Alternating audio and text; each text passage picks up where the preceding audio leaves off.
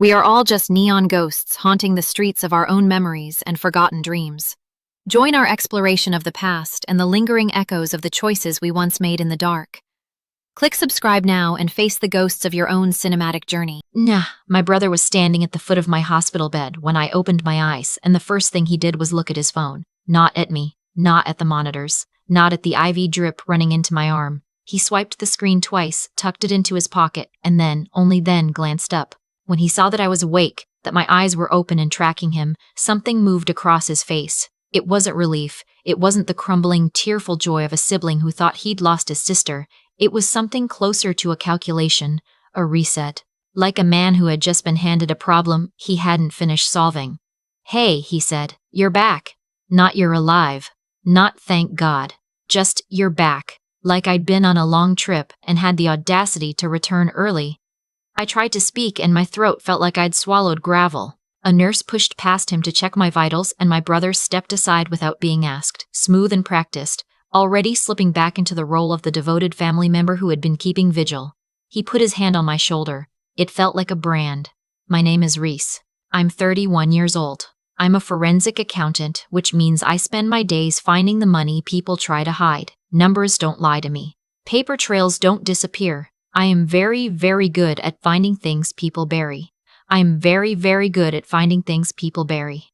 I never thought I'd have to use those skills on my own family. The doctor told me I had been unconscious for 4 days. Carbon monoxide poisoning," she said. "Severe. The kind that causes brain damage, organ failure, or death when left untreated.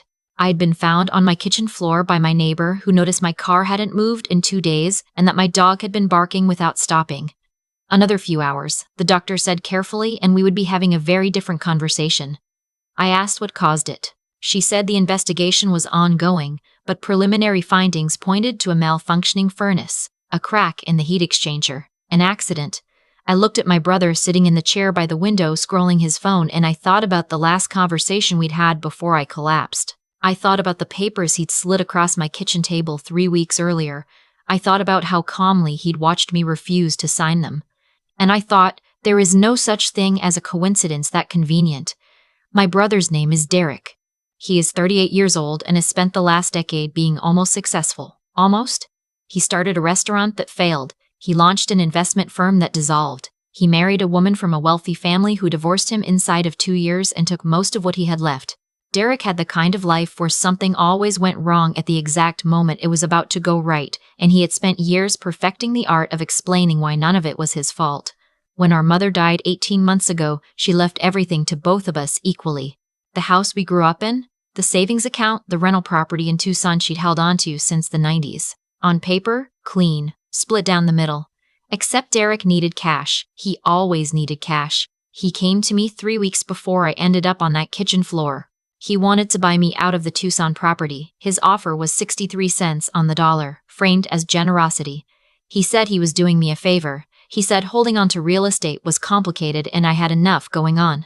He pushed the paperwork across the table and uncapped a pen and held it out to me like it was a gift. I told him I needed to think about it. He told me not to take too long. I didn't think much about that sentence at the time. Lying in that hospital bed, my oxygen levels still low and my head pounding with a headache that felt structural, I thought about nothing else. The nurse came in to adjust my drip, and I asked her, quietly, who had been here while I was unconscious. She listed the names without hesitation. My friend Carla, my coworker Damon, and my brother Derek, who had been here every single day. "He's been very involved," she said, which was a phrase that landed strangely. "Involved? How?" I asked. She paused just long enough that I noticed. "He had a lot of questions for the attending physician," she said, "about timelines. Long-term prognosis. He asked about legal guardianship on day 2. I held very still. "He said he was trying to understand your options," she added, like she was trying to be fair to him. I understood my options perfectly. The question was whether my brother had already started exercising them on my behalf. I asked for a phone. The nurse handed me hers without making me explain why I didn't want to use the one sitting on my bedside table, the one my brother had certainly had access to for 4 days. I dialed my attorney, a woman named Patricia who had handled my mother's estate and who did not, under any circumstances, tolerate nonsense. Patricia picked up on the second ring. I told her I was awake. There was a pause on her end that told me everything before she said a single word. "Reese," she said. I've been waiting for you to call. Your brother came to my office on day 3. He had told her I was unlikely to recover. He had presented her with a document, a power of attorney, that he claimed I had signed before my hospitalization. He had asked her to begin processing the sale of the Tucson property. Cash buyer, quick close, a number significantly below market value. Patricia had stalled him. She told him she needed to verify the signature independently. She told him it would take time. She had called my cell phone twice and gotten no answer, which made sense because I had been unconscious on a hospital floor. The signature? I said. Was it mine? Another pause. It was very close, she said. But no, I don't believe it was. I closed my eyes. The headache pulsed behind my temples. My brother had not been at my bedside praying for my recovery. He had been managing my estate. He had been running the clock down on a window he thought would close when I died, or when I woke up too damaged to fight him. He had forged my signature. He had filed paperwork while I was unconscious, and if my neighbor hadn't noticed my car, if my dog had been a quieter animal, he would have succeeded. I thought about my mother's hands, the way she used to rest them on both our heads when we were little, one palm each, like she was blessing us equally. She believed in Derek with a patience I never understood. She made excuses for him the same way you make excuses for weather, not because you think it will change, but because you've decided it's not worth arguing with. I had spent my whole adult life being the responsible one, the steady one, the one who showed up, who paid taxes on time, who remembered birthdays, who did not need to be managed or bailed out or covered for. And I had spent that same adult life watching my brother absorb every resource in his path and move on, thinner and smoother and more practiced in his excuses. I had thought that when we were finally, truly equal, same inheritance, same stake, same nothing extra, he would leave me alone. I was wrong. Here is what nobody tells you about being the capable sibling. It makes you a target. Your competence is their ATM. Your stability is their fallback. They don't see your life as a life. They see it as a reserve fund. And when you stop handing it over, they don't respect the boundary. They go around it. I lay in that hospital bed and I made 2 decisions. The first was that I was not going to confront Derek directly. Not yet. Every instinct I had, every bone in my body that had spent years watching him operate, told me that a direct confrontation would only give him time to shred the paperwork, change the story, and position himself as the wounded party. Derek was extraordinary at being the wounded party. The second decision was that I was going to make him finish what he started, in front of witnesses. Patricia began the groundwork while I was still in the hospital. She filed a formal challenge on the power of attorney. She contacted a forensic document examiner. My field of work uses them regularly, and I had a name I trusted, who confirmed within 48 hours that the signature was not mine. It was close. Derek had clearly practiced. But the pen pressure was wrong, and there were 3 letters in my last name that I always write a specific way that he hadn't gotten right. Meanwhile, I called Damon, my coworker, who had clearance to access certain financial databases I needed, and who was the kind of person who treated a morally bankrupt situation with the calm focus of a man defusing a pipe bomb. He started pulling records. What he found took less than a day to find and was worse than I expected. Derek had already opened a preliminary escrow on the Tucson property using the forged POA. The cash buyer was a shell company. The shell company, when traced back 2 layers, connected to a man named Lyle, who I did not know but whose name appeared in 3 separate bankruptcy filings over the past decade alongside my brother's name. They had been in business together before. They were in business together now. Derek wasn't selling my inheritance to a stranger. He was laundering it to a partner. The sale was cover for a transfer. The below-market price was the point. What he needed was for me to stay unconscious long enough for the escrow to close. What he had done to my furnace was not an accident, and he had calculated correctly that a carbon monoxide death would read as exactly that, an accident, and that as my next of kin he would control the narrative, the property, and the timeline. What he had not calculated was me waking up 4 days early. Patricia designed the meeting. She called Derek and told him there was a complication with the POA challenge, a clerical problem that could be resolved quickly if he came in to sign an amended document in person. She told him it was routine. She told him to come alone. He arrived 17 minutes early. I watched him on the feed from the small camera mounted in the corner of Patricia's conference room. He was wearing a jacket I recognized. Our mother had given it to him 2 Christmases ago. And he looked calm in the way that people who have rehearsed their calm always look, slightly too still, slightly too relaxed, like he was performing composure for an audience he couldn't see. Patricia sat across from him and laid a folder on the table. She told him the document examiner had flagged the signature. She told him this was serious, but that there was a path forward. She said that if he could provide evidence that I had verbally authorized the sale before my hospitalization, a text message, a voicemail, anything, the challenge could likely be resolved in his favor. She leaned forward. She told him she was trying to help him, that she had known the family for years, and that she did not want to see this become something ugly. Derek looked at the folder. He looked at Patricia. Then he looked at the window, briefly, the way people look when they're running odds. She mentioned it, he said. The sale. She'd been thinking about it for a while. She told you she wanted to sell? Patricia asked. More than once, he said. She was tired of dealing with the property. It was a burden for her. And the signature? A pause. I may have helped her. She had a tremor in her hand after the hospitalization last year. He said this with the precise calibration of a man who has chosen a lie that is hard to disprove. She asked me to guide her hand. Patricia nodded slowly. That's helpful, Derek. I want to make sure I understand. You're saying Reese authorized the sale verbally and that she physically required assistance signing? That's right. And you were present for both? I was. The door behind him opened. I replayed that moment many times since. The way he went still first, a full second of complete stillness, like a recording paused, before he turned around. The way his face moved through its changes, the way ice moves through its seasons, smooth surface, then fracture lines, then collapse. I walked into the room.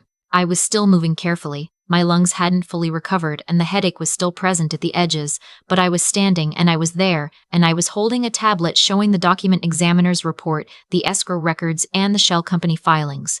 Hey, I said. I used his word back to him. I'm back. He didn't say anything. He was very good at reading a room, and this room was not readable in any way that helped him.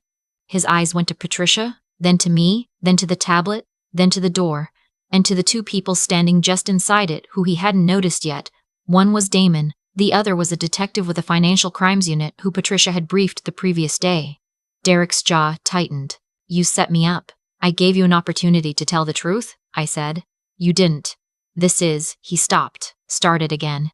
You don't understand what kind of position I've been in. You have no idea what it's been like. Mom left us equal, and you know what that means for me. It means nothing. I don't have what you have. I don't have your salary, your stability, you're tampered with my furnace, I said. The room went quiet. He had been building to an explanation, a justification, the familiar architecture of his grievances, and the sentence cut right through the scaffolding. You don't know that, he said. But his voice had changed. The furnace repair company pulled the service records, I said. The last inspection was 14 months ago. Everything was fine. 2 weeks after you came to my house and I told you I wasn't signing your paperwork, the heat exchanger cracked. The HVAC technician who examined it last week says the crack pattern is inconsistent with normal wear. The city inspector agrees. He looked at me for a long time. I watched him decide, in real time, which version of himself to lead with. The defensive one, the apologetic one, the one who had been wronged and driven to extremes. He had an entire wardrobe of selves he could put on, and I had watched him change outfits my whole life depending on what the room required. He chose anger.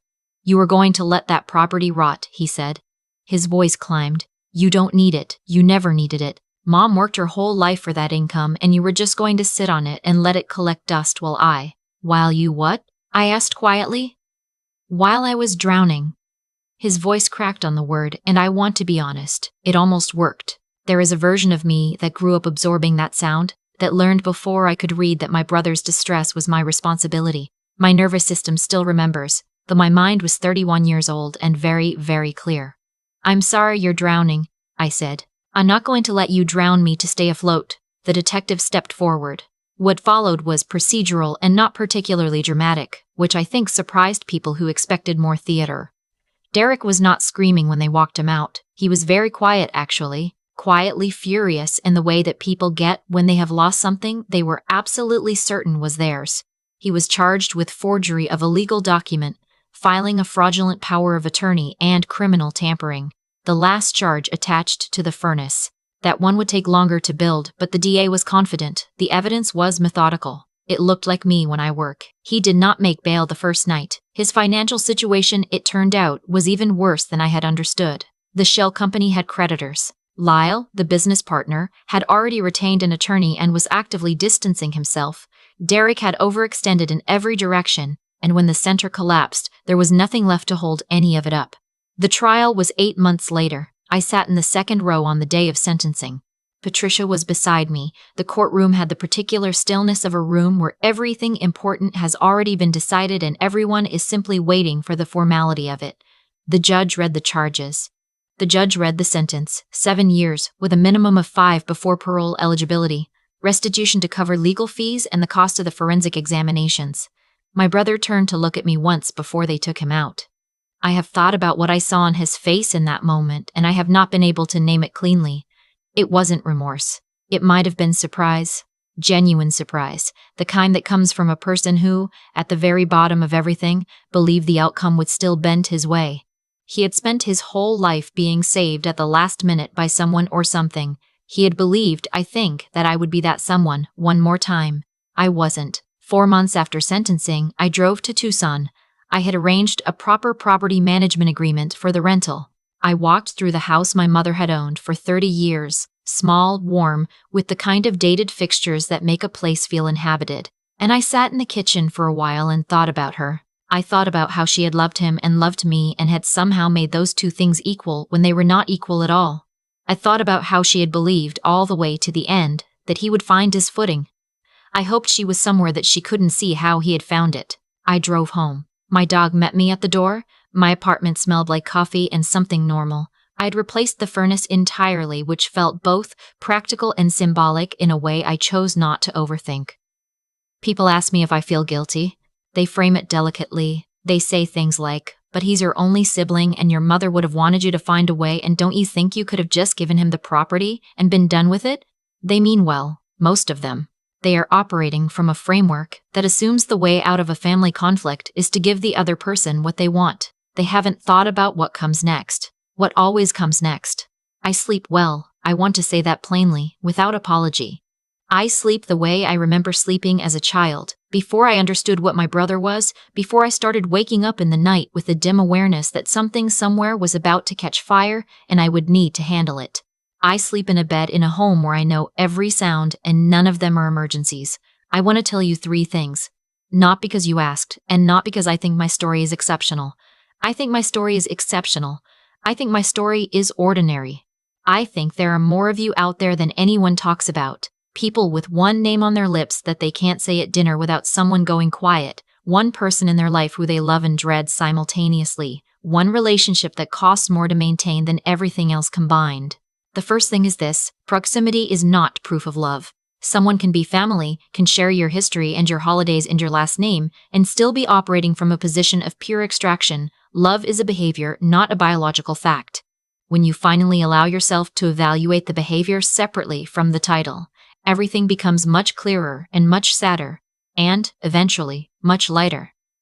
The second thing is this: the moment you stop explaining yourself, you stop losing. I spent years of my life making my case to my brother, explaining why I needed him to pay back what he borrowed, explaining why the property was an investment and not an inconvenience, explaining why his emergencies were not automatically my responsibility. Every explanation was a gift I handed him, and he used every single one as a tool. Toxic people do not engage with your logic, they engage with your vulnerability. When you stop offering the explanation, and you simply act, protect your accounts, protect your assets, protect your physical safety, you remove the thing they were feeding on. The third thing is the one I've resisted the longest, and the one that turned out to matter the most: you are not responsible for catching them when they fall. There's a specific kind of person who is trained from childhood to believe that their purpose in a family is to be the net, to catch the plates before they hit the floor, to smooth over the damage, to stand in the gap between someone else's choices and their consequences. If you are that person, if you recognize that role in your own chest right now, the low-grade hum of someone else's crisis always running in the background of your life, I need you to understand something. You were assigned that role. You did not choose it. It was handed to you before you were old enough to refuse it. And the fact that you have carried it so long, so competently, has convinced the people around you that it is natural, that it is your calling, that the alternative, putting it down, would make you selfish or cold or unloving. Putting it down is what saved my life, literally. The net has edges. When you stop spreading yourself to catch someone who is falling on purpose, they hit the ground and find out that the ground is survivable. or they don't. Either way, it is not your weight to carry. I am Reese. I work with numbers. I know how to find what people hide. And the thing I found, at the end of all of this, buried under decades of obligation and learned smallness and the specific grief of loving someone who is incapable of loving you back in any form that actually protects you, what I found was just myself, intact, clear-eyed, warm coffee, quiet dog, no more waiting for the fire alarm. That is enough. That has always been enough. It just took almost dying to stop pretending otherwise.